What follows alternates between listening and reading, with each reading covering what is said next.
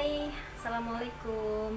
Bertemu lagi dengan saya Husnul. Gimana kabarnya? Semoga baik ya. Dan jangan lupa tetap jaga kesehatan. Nah, untuk video kali ini saya ingin berbagi beberapa hal yang bisa menyebabkan diet kita gagal. Apa aja itu? Langsung saja. Nah, yang pertama adalah pola pikir yang salah. Kenapa? Apa hubungannya pola pikir dengan diet? Jadi diet itu sebenarnya bukan hanya tentang makan dan olahraga. Makan kita benar pun kalau pola pikir kita salah itu bisa gagal. Kenapa? Karena jadi kita akan merasa lebih kayak tertekan gitu ya. Jadi terasa berat menjalani itu. Tapi diet itu sebenarnya sangat besar kemungkinan untuk berhasil jika kita bisa menjalaninya dengan senang hati, dengan rileks, santai, dan kayak ya biasa aja gitu, nggak kayak lagi diet gitu. Nah, jadi saya ada dapat DM kemarin itu, dia dulu biasa sharing ya dengan saya dan biasa nanya gitu gimana sih pola dietnya gitu. Nah, kebetulan dia DM dan dia bilang katanya pengen kembali diet lagi. Nah, saya pikir kan dia lagi diet, kenapa pengen kembali lagi? Dan ternyata dia sempat berhenti karena dia merasa dia nggak bisa diet dengan sempurna gitu. Jadi dia pikir dia pengen dietnya itu cepat berhasil dan lakukan dengan yang terbaik, tapi ternyata nggak bisa.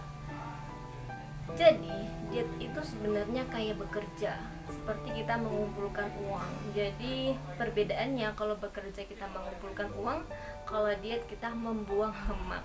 Jadi sebenarnya logikanya itu sama gitu. Jadi misalnya seperti halnya kita pengen mendapatkan pekerjaan yang bisa menghasilkan 1 juta sehari misalnya, tapi keadaan kita lagi memang gak bisa menjalankan pekerjaan itu gitu, dan ternyata ada peluang pekerjaan yang bisa menghasilkan 20.000 sehari.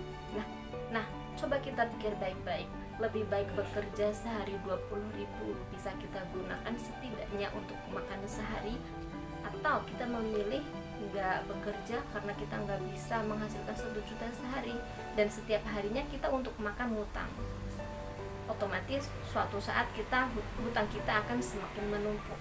Sama halnya juga dengan diet. Jadi kita pengennya sih bisa melakukan 100% ya, olahraganya bagus, makannya bagus, istirahatnya bagus, semua juga bagus. Tapi ada hal dimana kita nggak bisa melakukannya secara utuh gitu. Jadi alangkah baiknya kalau kita bisa melakukan sedikit demi sedikit ya, tapi itu berkelanjutan gitu. Jadi sangat lebih baik sekali. Misalnya satu hari ini kita bisa membuang sedikit lemak, besoknya sedikit lemak. Jadi kalau kita kumpulin, hitung-hitung setahun itu lemak itu sudah terbuang banyak gitu, dibandingkan dengan kita nggak ngapa-ngapain. Justru setiap hari kita menumpuk lemak dan semakin lama badan kita akan semakin melebar.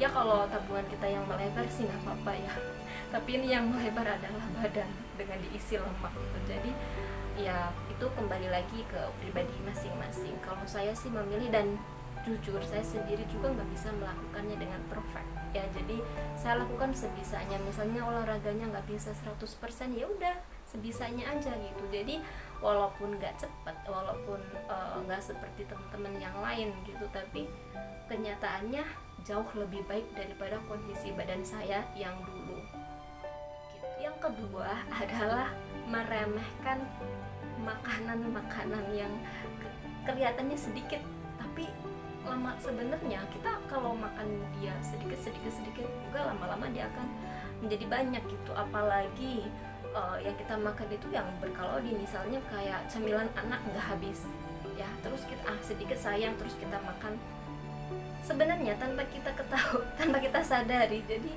cemilan yang sedikit itu kalorinya sudah lumayan gitu. Jadi kalau kita nyomot akhirnya bisa-bisa nggak defisit juga.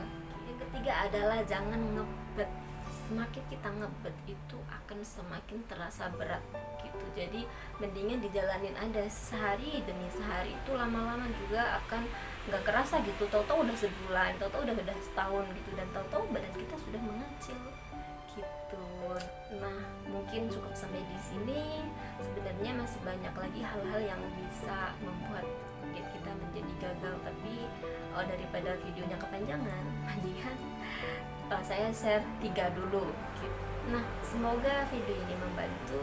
Terima kasih sudah menonton. Jangan lupa like, subscribe, dan nyalakan tanda lonceng.